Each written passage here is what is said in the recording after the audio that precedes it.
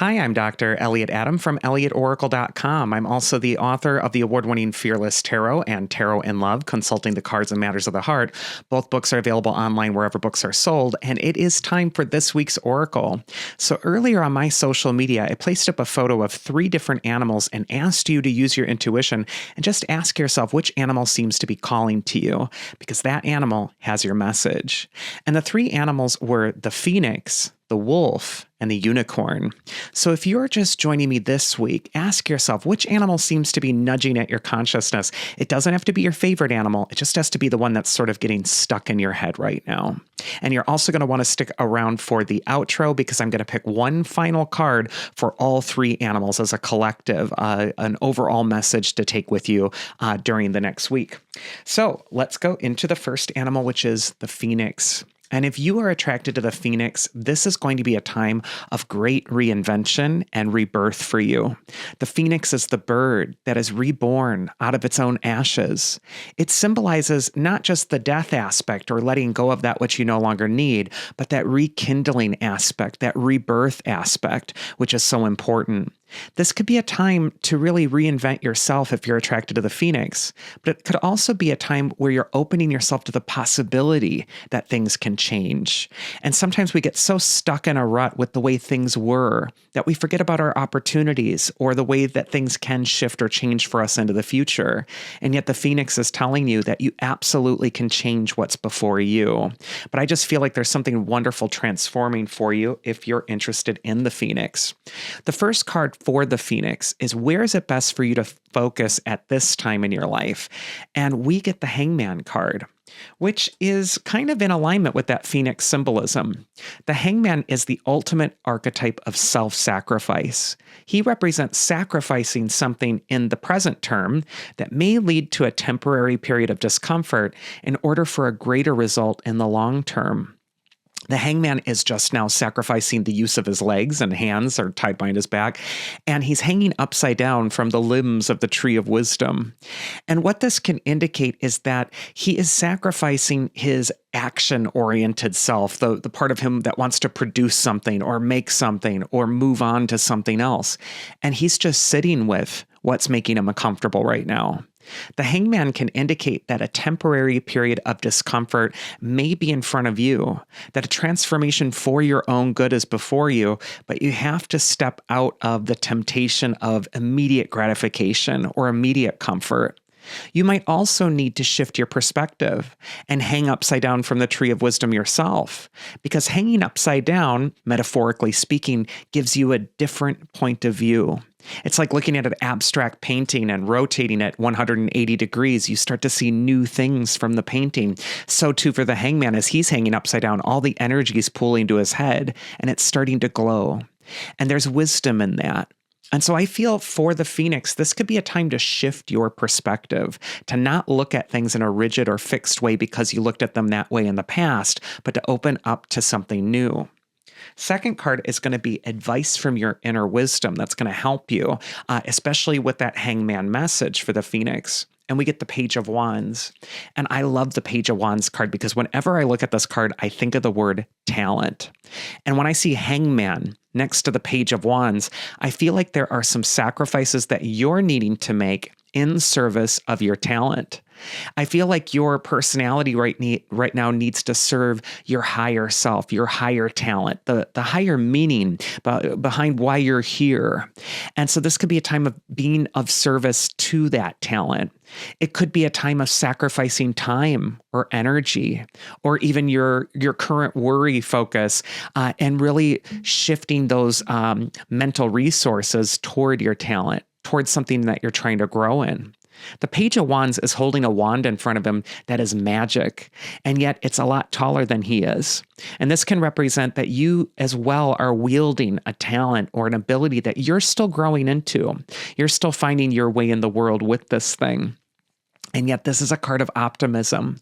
It's telling you to allow yourself to grow into this thing. And the Page of Wands is aspirational. He's looking upward. So he's an optimist. He's really seeing the possibility that's ahead for him. I feel like this is a time for you to sacrifice time for your highest talents. It can get easy to get distracted.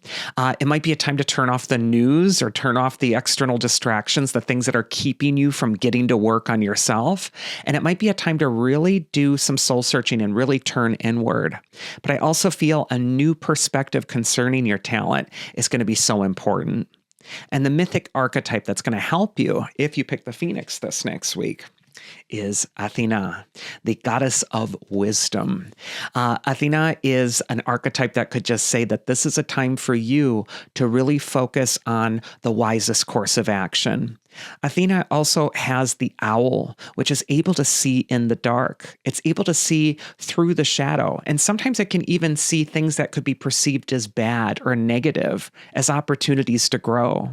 Athena could just say that this is a time for you not to accept things at face value, but really to sit with what's before you and cultivate your talent. This is a goddess who is the patron of craftspeople. And so this could be a time where you're really putting your focus on what you need to create right now. And there's an old quote from the ancient world that says, with the aid of Athena, put thy own hand to work. So this could be a time for you to align with this higher wisdom, this higher goddess energy, but get working, get your own hand to work, and the inspiration of the goddess is going to flow through you. Next, we're going to go into the wolf animal spirit. And I love this little scene of the wolves here because they look like a little family group.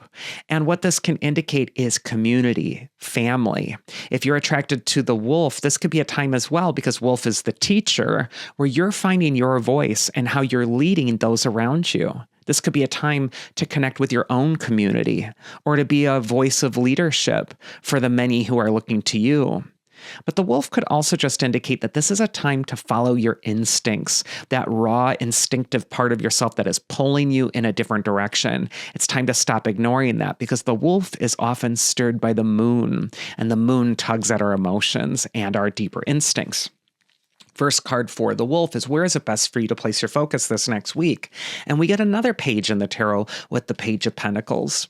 And although the Page of Pentacles is a child of the earth element because he's a pentacle card, his head is in the clouds. He can represent a higher perspective, higher wisdom.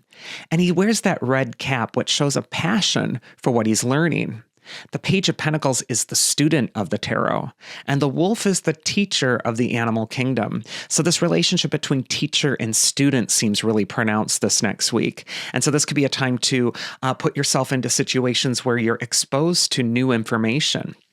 This could also be a time to develop your education in some way, or refine or polish something that you're cultivating or working on. But I just feel like there's so much to learn this next week if you're attracted to the wolf.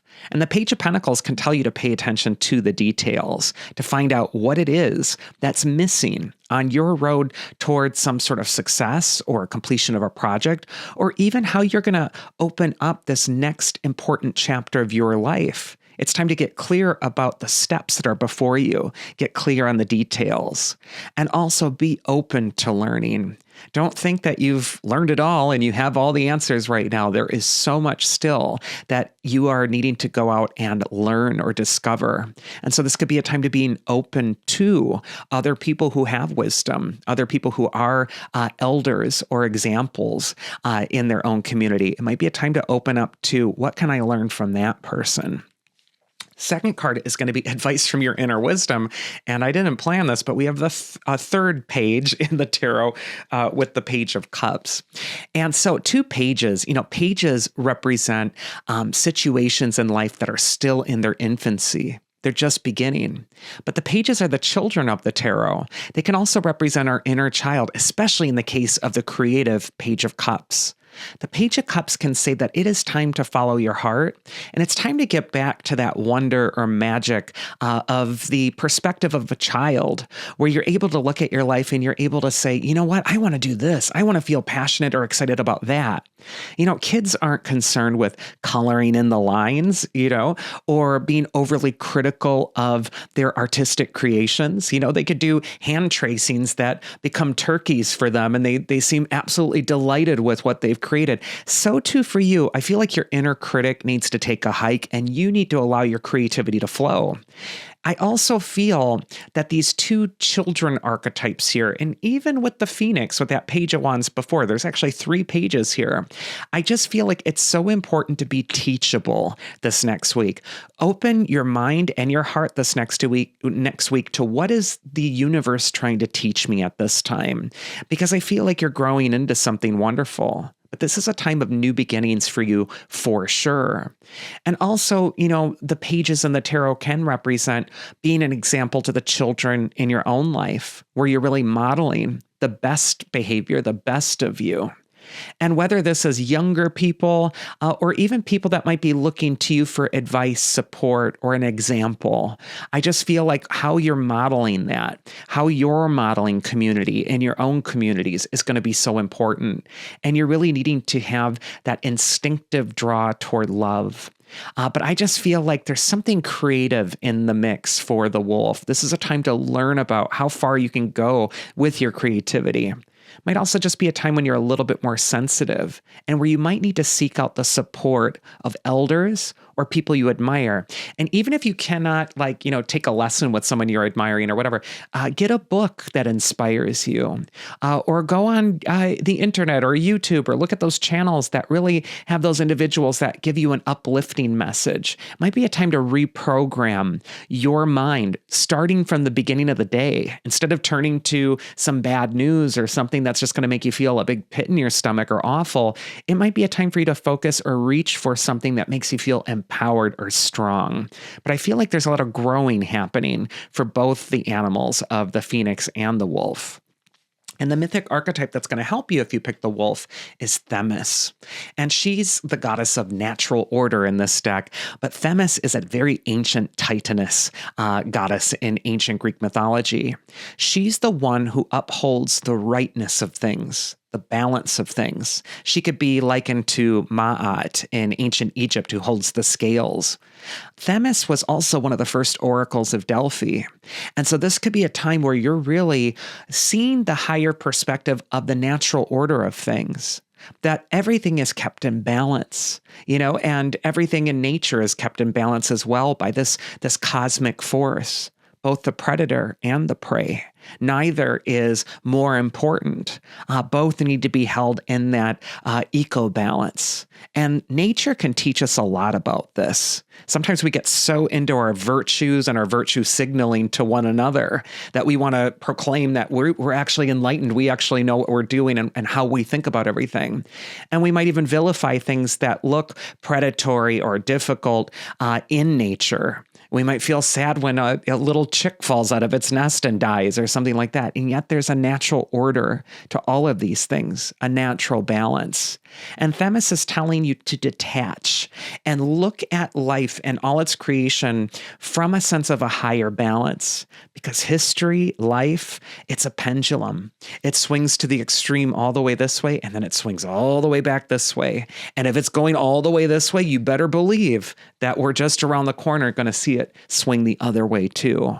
And so knowing that there's this natural rhythm, don't get worked up about this stuff. You need to take a step back and look at things with a higher perspective, that all of this has happened before and it's all going to happen again.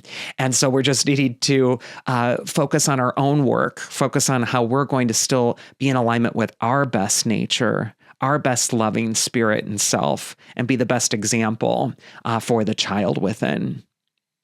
And then finally, we have the unicorn animal spirit. So if you're attracted to unicorn, this could be a time in your life where you're getting attracted to what's pure within you, because the unicorn is the sacred animal of purity. The unicorn can indicate that it is a time to align with your higher spirit right now, but it might also be a time to strip away all the pollution that you might be absorbing around you from the external world. And there's a lot of it going on right now. And you're needing to come back home to something pure within you, something that makes you feel clear, something that's inviolable. But I feel like this is such an important time for you to clear out the clutter and come back to source, come back to not only your inner source of higher wisdom, but also that higher consciousness, that higher source energy that can really help you make the best decisions. First card for the unicorn is appropriately the Eight of Cups, which shows a figure who's walking away from us. He's going toward the land of water and grottos. He's getting in touch with his instincts, his deeper self. And there is an eclipse happening on the card, and there are eclipses happening coming up here where the moon is blocking out the sun. An eclipse, it comes from like Calypso, the goddess who represents the hidden things. A lot of people are terrified of eclipses because unusual things start to happen. But for me, eclipses can really help you uncover what's been hidden beneath the surface with you so that you can cathartically make peace with it, release it, or absorb the lesson from it. It is not a time to be at war with yourself if you're attracted to the unicorn, but instead it's a time of soul searching, going deeper, looking beyond the surface of things, and really aligning with that deeper wisdom that's within you. This is a great week for the unicorn to do spirit work or journaling or reading on yourself. It's a time for you to really find your pathway back into your center. But there's something happening beneath the surface, beneath the eclipse, that really needs to be understood more. And sometimes we have to block out the external world, which is the sun, the outside world, in favor of the moon, in favor of the inner world, the inner landscape. And I know it sounds cliche, but the answer is always found within. And sometimes you just need to get quiet enough to hear it and get back in alignment and in the center of what your highest best self actually is. The next card for unicorn is advice from your inner wisdom. And look at that. We have the moon itself. And that was not planned. The moon is absolutely pulling at you if you pick the unicorn. There is something instinctive that is calling to you at this time. And your inner self, it wants to develop a relationship with you again. You might be feeling frustrated by something externally outside of you that you're trying to control. And the message of the moon and the Eight of Cups of the eclipse is stop engaging with that thing. You are on the wrong track. If it's stressful and a struggle and you're bashing your head against the wall and you're wondering why this won't change, it's because you're looking in the wrong place. You got to look a little deeper within you and find the answer there. You're also needing to listen to that higher wisdom of Luna, the goddess of inner wisdom, the goddess of the moon that's calling to your heartstrings at this time.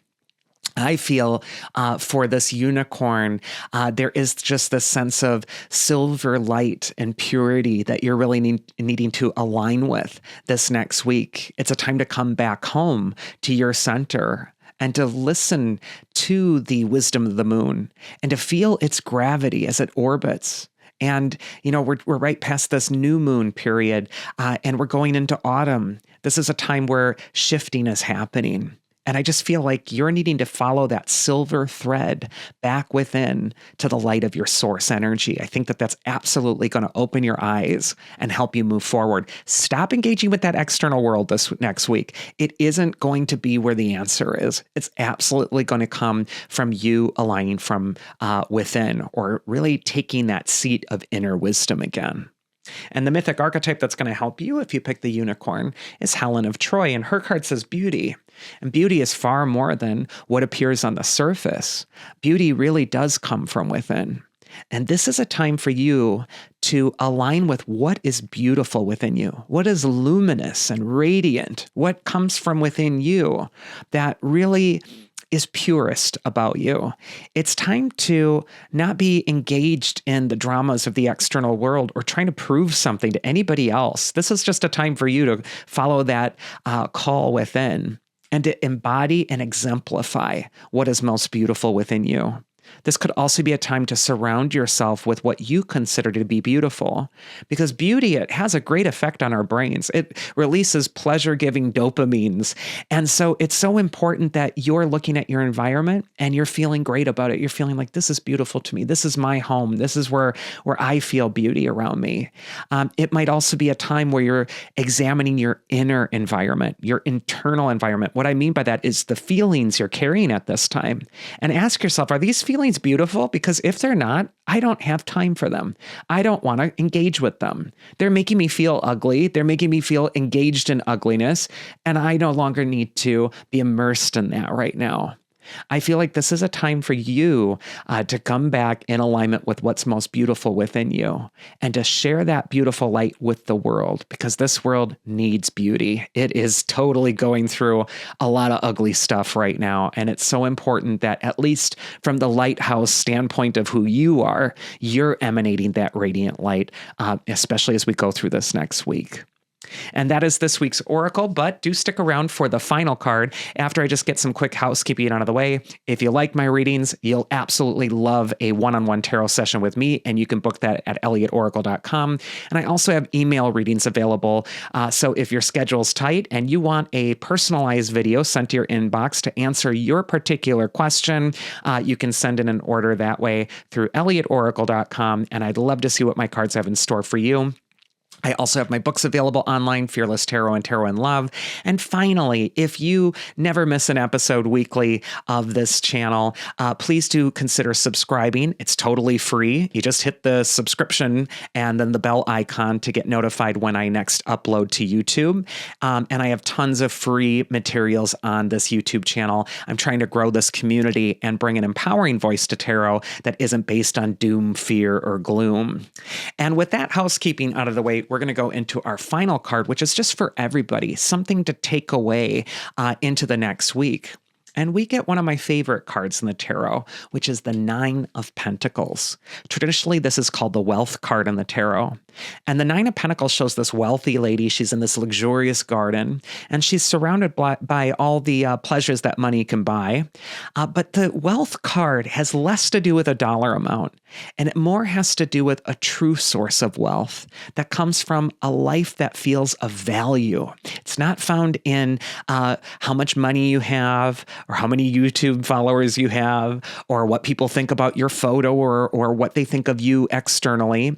It comes from a real sense that you're in alignment with your own mission. And the Nine of Pentacles can say that this is an important time for you to start planting the seeds for the garden that you want to grow for the future. There's a little snail at the bottom of the card, which can represent a sensitivity to your environment.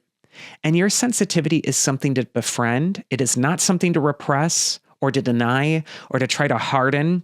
It is so important that you're really taking care of that little sacred being within you. But the snail also represents patience, things taking time. Be patient with yourself as the garden is growing. Gardens do not grow overnight. And sometimes they take multiple seasons to fully flourish, to fully grow in. Also, the woman has a falcon. And what this is showing is that the falcon is being trained on the card. It's hooded. And falcons are normally known for their speed, their ambition, their goals. But just now, the falcon is being restrained. And what that could indicate is, for you this next week, it isn't about charging ahead and going toward your next ambition. It's a time for you to get centered. It's a time for you to reserve or conserve your energy for when the right opportunity does arrive. There's that old saying that good luck is when preparation meets opportunity. And I feel that this could be a time when you're making your preparations. You're preparing the garden of your life for your next opportunity. And when that opportunity comes up, you'll be ready for it. You can unleash the falcon and send it toward its goal. But I also feel prosperity energy is trying to find its way to everybody who's listening to this right now. And it's so important that you're opening to this. And that prosperous energy, it starts from within. It isn't about an external number of anything in your bank account or people or what your business is doing right now or where you're working. This has to do with you starting from within and really getting in touch with the richness, the rich quality within you in order to see that reflected in your external world. That journey goes inward first before it externally starts to shower upon you. And that is finally the last message for the weekly Oracle. Again, I do appreciate you tuning in. Please do like and share this video with a friend if you found it useful. I totally appreciate that. And also subscribe. I will see you again here next week. So everybody out there, please do take care and enjoy our new Libra season that we're just entering. So see you next time.